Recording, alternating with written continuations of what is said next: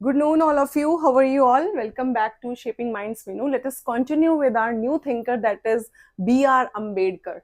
Today we will do Indian thinkers class, and let's start with B.R. Ambedkar. First of all, you have to keep in mind the born date and the death. दोनों dates याद रखना जरूरी है ताकि ये पता चले कि क्रोनोलॉजी में आप कैसे उसको सेट करेंगे.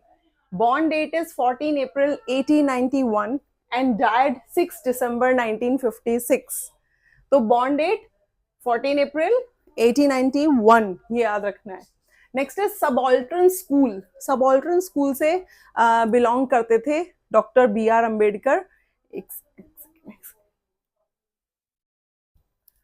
Meaning of subaltern school that means self struggle. कि आपको अगर अपनी लाइफ में कुछ भी अचीव करना है, आप कुछ भी चाहते हैं अपने डिजायर गोल को अचीव करना, आप अपनी लाइफ चेंज करना चाहते हैं, नियर आसपास के सर्कमस्टांसेस जो आपके अराउंड हैं, अगर आप उनमें चेंज लाना चाहते हैं तो आपको क्या करना पड़ेगा? Self struggle. दैट मीन्स कोई भी दूसरा इंसान आपके लिए फाइट नहीं करेगा, आपको अपने सर्कमस्टांसेस को चेंज करने के लिए खुद ही फाइट करना पड़ेगा. इसी को उन्होंने बोला सबॉल्टर्न स्कूल, क्योंकि बी आर अम्बेडकर खुद एक ऐसी सिचुएशन में उनका जो बचपन है वो उन्होंने देखा, बहुत ज्यादा इनइक्वालिटीज देखी सोसाइटी में on the basis of caste, जो उन्होंने फेस किया. एंड देन उन्होंने डिसाइड किया कि आपको अपनी लाइफ और अपने आसपास की लाइफ, अपनी फैमिली की लाइफ को चेंज अगर आप करना चाहते हैं तो आपको खुद स्टेप अप होना पड़ेगा, आपको खुद आगे आना पड़ेगा. एक बहुत अच्छी चीज, बहुत अच्छा एग्जाम्पल मैं आपको यहाँ पर बताती हूँ जो मेरे साथ हुआ है रिसेंटली, बिल्कुल रिसेंटली, बिफोर 5 days. ठीक है, मेरी बेटी, मैंने आप सभी को बताया था कि मेरी बेटी स्विमिंग करती है. ठीक है, वो स्विमिंग एक कह सकते हैं हम प्रोफेशनल ट्रेनिंग ले रही है. उसने डिस्ट्रिक्ट में फाइट किया है, स्टेट में भी. लास्ट टाइम जब वो 5th स्टैंडर्ड में थी तो स्टेट में उसका 5th पोजीशन आया था. अभी भी वो उस चीज में कंटिन्यू है, मतलब वो स्पोर्ट्स को आगे कर रही है. तो मैंने एक चीज नोटिस की, अभी रिसेंटली मैंने उसका कॉस्ट्यूम मंगाया, स्विमिंग कॉस्ट्यूम. जो उसके कोच हैं उन्होंने सजेस्ट किया था कि जो स्विमिंग कॉस्ट्यूम है वो जितना ज्यादा छोटा होता है, जो पानी में स्पीड होती है किसी भी कह सकते हैं हम स्पोर्ट्स पर्सन, विमेन स्विमर की, वो और भी ज्यादा बढ़ जाती है. इसीलिए हर एक स्पोर्ट्स के अकॉर्डिंगली जो कॉस्ट्यूम्स हैं वो डिजाइन किए जाते हैं. ठीक है, तो मेरे लिए फर्स्ट चैलेंज ये आया जब मैंने अपनी बेटी को वो कॉस्ट्यूम पहनाया, क्योंकि वो वी कट कॉस्ट्यूम है. ठीक है, पहले जो वो कॉस्ट्यूम पहन रही थी वो अपने नीज तक का कॉस्ट्यूम पहन रही थी, कंप्लीट कवर नीज तक वो कॉस्ट्यूम था. अब जो कॉस्ट्यूम है वो बिल्कुल वैसा ही कॉस्ट्यूम है जैसे इंटरनेशनल लेवल पे, नेशनल लेवल पे जो स्विमर्स हैं, गर्ल्स हैं जो, ठीक है, फीमेल्स हैं, वो कैरी करते हैं. ठीक है, तो वो जाहिर सी बात है वो छोटा होता है. अब मैं जहां पर रह रही हूँ, मेरे आसपास का जो सर्कमस्टांसेस हैं, यू गाइज कांट बिलीव कि बहुत ही एक तरह से हम कह सकते हैं एक बैकवर्ड थिंकिंग, स्टिल स्टीरियोटाइप में लोग जी रहे हैं कि गर्ल्स को उतना फ्रीडम मत दो, गर्ल्स को ज्यादा मत पढ़ाओ, गर्ल्स के साथ ऐसा नहीं वैसा नहीं, इनको अच्छे से रखो, इनको घर में रखो, इन्हें ज्यादा बाहर मत जाने दो, स्पोर्ट्स में कोई फ्यूचर नहीं है, बस थोड़ा ठीक है पढ़ा दो, टीचर वीचर बन जाएगी तो ठीक है. इस तरह का माइंडसेट है. अब मैंने क्या किया, मैंने मेरी बेटी का कॉस्ट्यूम भी मंगाया और मैंने उसको पहनाया भी, वही कॉस्ट्यूम पहनाया. बिलीव नहीं करोगे, बहुत लोग जो स्विमिंग पूल में थे, they stare my daughter like this, ऐसे ऐसे देख रहे हैं जैसे पता नहीं क्या देख लिया है. And she is in 6th standard only, सिर्फ छठी क्लास में है वो, 11 साल की है. बट लोगों का दिमाग और उनका देखने का नजरिया इज, बस पूछिए मत आपकी कितना गंदा तरीका होता है.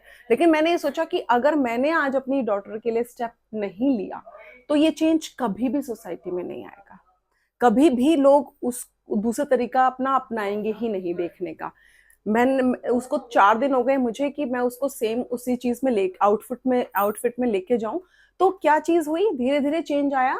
जिन जो लोग शुरू में फर्स्ट डे ऐसे देख रहे थे, फिर धीरे धीरे अब जो 4th डे है, अब इग्नोर कि नहीं ठीक है ये तो डेली ऐसे आती है, स्विमिंग करती है. उसके साथ साथ जो अदर स्विमर गर्ल्स हैं, जो और भी उसके ग्रुप में जो गर्ल्स हैं, उन्होंने भी उस कॉस्ट्यूम को वैसे कैरी करना स्टार्ट किया. अदरवाइज वो उसके ऊपर से टाइटी कैरी कर रहे थे. अब वो उस चीज को नहीं कर रहे हैं कि लोग देखेंगे, 1 दिन देखेंगे, 2 दिन देखेंगे, 3 दिन देखेंगे, धीरे धीरे ये चीजें चेंज होंगी. तो ये है सेल्फ स्ट्रगल। आपको अपने सोसाइटी में अगर कोई चेंज लाना है तो आपको खुद उसके लिए स्ट्रगल करना पड़ेगा। तो ये था subaltern school. Next is graded inequality broken man theory. जो बी आर अम्बेडकर हैं वो बताते हैं कि सोसाइटी में आपको ग्रेडेड इनइक्वालिटी देखने के लिए मिलेगी। यानी जो कह सकते हैं हम हाई क्लास के लोग हैं वो किस तरह से ट्रीट करते हैं लो क्लास के लोगों को, जो कास्ट बेस्ड है, कास्ट में जो लोअर कास्ट है उनके साथ अलग ट्रीटमेंट है, फिर उसके अपर जो कास्ट है उसके साथ अलग। तो इस तरह से डिपेंड करता है, यानी ग्रेडेड है, ग्रेड्स में डिवाइडेड है इनइक्वालिटी। जो जितना ज्यादा लोअर कास्ट से बिलोंग करेगा उसके लिए प्रॉब्लम्स और भी ज्यादा चैलेंजेस वो फेस करता है सोसाइटी में फॉर देयर ओन, हम कह सकते हैं कि अपने खुद के राइट्स के लिए भी even. Next is annihilation of caste. Annihilation of caste के बारे में जो बी आर अम्बेडकर है वो कंप्लीटली अगेंस्ट थे कास्ट सिस्टम के। उन्हें ऐसा लगता था ये जो कास्ट सिस्टम है इसी की वजह से बहुत ज्यादा इनइक्वालिटीज हैं सोसाइटी में और बहुत ज्यादा प्रॉब्लम फेस करता है एक लोअर कास्ट का इंसान as compare to the upper caste, क्योंकि अपर कास्ट के पास क्या सभी तरह की फैसिलिटीज अवेलेबल हैं। पहले जो चीजें होती थी कि आप सेम कुएं से पानी नहीं पिएंगे, जहां अपर कास्ट के लोग जिस कुएं को यूज कर रहे हैं, वेल को यूज कर रहे हैं, वो लोअर कास्ट के लोग उस टैप को, उस वेल को यूज नहीं कर सकते थे। तो एनिहिलेशन ऑफ कास्ट के फेवर में थे, यानी कास्ट सिस्टम को कंप्लीटली खत्म करने के फेवर में। महार मूवमेंट एंड सत्याग्रह, इसको जो बी आर अम्बेडकर है वो खुद महाड़ जाति से बिलोंग करते थे और वो लोअर कास्ट से बिलोंग करते थे। तो उन्होंने कुछ मूवमेंट्स और सत्याग्रह चलाए कि सोसाइटी में किस तरह से चेंज आएगा। Village studies, village as cesspool of degradation and corruption. जो बी आर अम्बेडकर हैं वो ऐसा मानते थे कि जो विलेज हैं सबसे ज्यादा प्रॉब्लम ही वहां पर है। वहां पर क्योंकि कास्ट सिस्टम ज्यादा कह सकते हैं डीप रूटेड है, जिसकी वजह से जो इक्वालिटीज हैं वो नहीं हो पाती। आज भी लोग इसी चीज में बिलीव करते हैं कि अरे ये इस कास्ट से बिलोंग करता है, इनको ऐसे ट्रीट करो, हम अपर कास्ट के हैं तो हमारे पास सारे रिसोर्सेज की अवेलेबिलिटी होनी चाहिए। तो इसी बुक में जो village studies, village as cesspool, cesspool means वही कि एक तरह से वो गढ़ बन गया है कि कास्ट इनइक्वालिटीज का, लोअर कास्ट को आप कैसे ट्रीट करेंगे, डिग्रेडेशन सबसे ज्यादा वहां मिलेगा आपको एंड करप्शन भी वहीं मिलेगा। इसका एग्जाम्पल है पब्लिक वेल, पब्लिक यानी पब्लिक जो सभी लोग कुआं यूज कर सकते हैं, एंड टैप, ठीक है, पब्लिक वेल एंड टैप। ये जो बी आर अम्बेडकर है उन्होंने इसका एग्जाम्पल देते हुए इस चीज को क्लियर किया। व्यू ऑन हिंदुइज्म, जो बी आर अम्बेडकर हैं वो कंप्लीटली अगेंस्ट है हिंदुइज्म के, क्योंकि हिंदुइज्म में क्या था, कास्ट सिस्टम ज्यादा प्रबल था जिसकी वजह से प्रॉब्लम्स ज्यादा थी सोसाइटी में, तो वो उतना फेवर में नहीं थे उस चीज के। शूद्राज एंड लोअर कास्ट, इस पे उन्होंने बहुत काम किया। वो खुद एक लोअर कास्ट से बिलोंग करते थे, इसलिए उन्होंने ज्यादा काम उन लोगों के कह सकते हैं उनको अपलिफ्ट करने पे ज्यादा ध्यान दिया कि किस तरह से इन लोगों का जीवन जो है वो चेंज हो सकता है। अनटचेबिलिटी की बात करते हैं डॉक्टर बी आर अम्बेडकर, क्योंकि वो उन कॉन्स्टिट्यूशन के निर्माता थे, उन्होंने, उनका बहुत बड़ा रोल है। कॉन्स्टिट्यूशन का एक ड्राफ्ट पूरा तैयार उन्होंने ही किया था और उन्होंने ट्राई किया, आर्टिकल 17 में है अनटचेबिलिटी को खत्म करने के बारे में, तो उन्होंने इस चीज पे ज्यादा फोकस किया। Then next is important contribution in polity, कि किस तरह से अगर आपका पॉलिटिक्स में आप कहीं ना कहीं आप कॉन्स्टिट्यूशन के निर्माता रहे, देन आप जो इंसान अगर चेंज लाना चाहता है, अगर वो पॉलिटिक्स में चला जाए, राजनीति में चला जाए, तो कहीं ना कहीं चांसेस ज्यादा हो जाते हैं आप नए नए आर्टिकल्स लाके, new rules and law apply करके चेंजेस ला सकते हैं। Next is educate, agitate, organise. ये उनका स्लोगन था कि लोगों को एजुकेट करो, सबसे पहले एजुकेशन इज मस्ट। अगर लोग एजुकेटेड होंगे तो धीरे धीरे चेंजेस सोसाइटी में अपने आप आते चले जाएंगे। ये उनका स्लोगन है, बहुत बार एग्जाम में पूछा जाता है, educate, agitate and organise. Next is participated in the Jat Pat तोड़क मंडल। जो बी आर अम्बेडकर हैं उन्होंने क्या चीज पे फोकस किया, अगेन कास्ट, कास्ट के लिए ही उन्होंने एक टर्म यूज की, दैट इज जात पात तोड़क, यानी जात पात को खत्म करना। जात पात खत्म हो जाएगी तो सोसाइटी में जो इनइक्वालिटीज हैं वो भी खत्म होती चली जाएंगी। जब एक इंसान दूसरे को इंसान समझेगा तब जाके चेंजेस आएंगे। जब तक आप अपने दिमाग में ये रखेंगे कि हम तो जाट हैं, हम तो गुज्जर हैं या हम यादव हैं और बाकी लोग ऐसे ही हैं, तब तक सोसाइटी में चेंज नहीं आ सकता। Next is inspired by the Phule. Jyotiba Phule जो थे उनसे बहुत इंस्पायर्ड थे, क्योंकि ज्योतिबा फुले जो थी उन्होंने विमेन्स के लिए बहुत काम किया। जॉन डेवी एंड बुद्धिज्म, वो बुद्धिज्म रिलीजन को बहुत मानते थे। बहुत टाइम के बाद जो बी आर अम्बेडकर हैं उन्होंने बुद्धिज्म को अपना लिया था। उन्हें ऐसा लगता था कि ये एक ऐसा रिलीजन है, हम कह सकते हैं, जिसमें चीजों से ऊपर उठ के अलग तरीके से, अलग नजरिए से चीजों को देखा जाता है एंड सोचा जाता है। Caste system as division of labourers.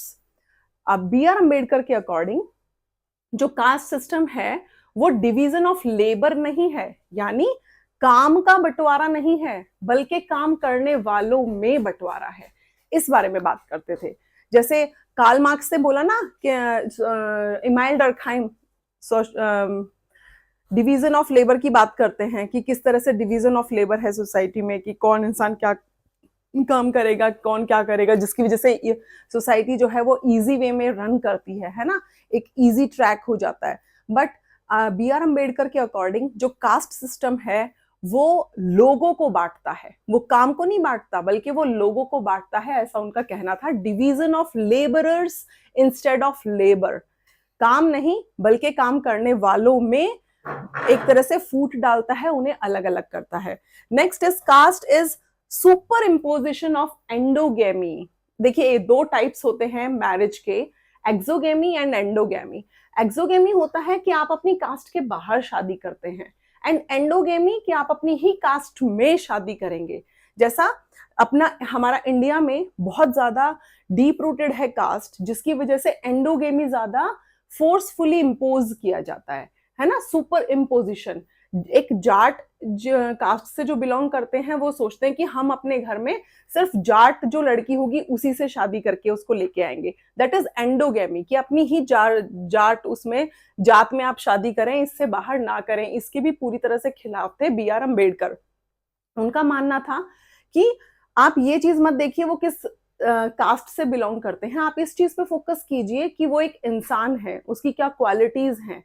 लेकिन कास्ट सिस्टम की वजह से ये चीजें अभी भी प्रॉब्लम्स में हैं। नेक्स्ट इज 25 दिसंबर को जो बी आर अम्बेडकर थे उन्होंने जला दिया था मनुस्मृति को। आप सभी को पता है ना, मनुस्मृति एक बहुत ही कह सकते हैं हम होली बुक मानी जाती है हिंदूज के लिए, क्योंकि मनुस्मृति में हिंदुइज्म के बारे में बहुत कुछ लिखा है, और जो हिंदुइज्म है उसी के बहुत खिलाफ थे डॉक्टर बी आर अम्बेडकर। उन्हें ऐसा लगता था कि इस बुक में कंप्लीटली लोगों के जो लोअर कास्ट हैं उनके बहुत अगेंस्ट नेगेटिव चीजें लिखी गई हैं, ना कि पॉजिटिव, क्योंकि मनुस्मृति कंप्लीटली कास्ट को ज्यादा फोकस करता है, कास्ट पे, एंड उसको ज्यादा फेवर भी करता है। तो 25 दिसंबर को उन्होंने मनुस्मृति को दहन डे मतलब जलाया था, तो दहन डे भी मनाया बोला जाता है 25 दिसंबर, किसके through? Doctor B R Ambedkar. Next is drafting committee chairperson for Indian constitution. जो इंडियन कॉन्स्टिट्यूशन है उसको ड्राफ्ट करना, उसको पूरा डिजाइन करने का काम किसने किया था? डॉक्टर बी आर अम्बेडकर ने किया था। And one more very important thing is, जो बी आर अम्बेडकर हैं उन्होंने कॉन्स्टिट्यूशन को एक तरह से क्या बोला? रेमेडीज बोला, हार्ट एंड सोल बोला। Constitution as the remedies and heart and soul of Indian constitution. Next is caste does not allow Hindus to act as a single community. B R Ambedkar बोलते थे कि लोग चेंज हो सकते हैं, लोगों में चेंजेस ला सकते हैं आप उन्हें समझा के, उन्हें चीजों के बारे में अवेयर करा के, लेकिन जो हिंदू है ना, हिंदुइज्म ये जो रिलीजन है, ये एक कम्युनिटी की तरह एक्ट नहीं करने देता लोगों को, यानी कि हम सब एक हैं उसकी भावना नहीं आने देता, क्योंकि लोगों के दिमाग में यही रहता है कि वो लोअर कास्ट का है, उससे थोड़ा दूर रहो, ऐसा लोगों का माइंडसेट है। तो हिंदुइज्म के इसीलिए वो अगेंस्ट थे। Next is called tribe as adivasi. जो बी आर अम्बेडकर हैं उन्होंने ट्राइब्स के लिए एक टर्म यूज बोला, दैट इज आदिवासी।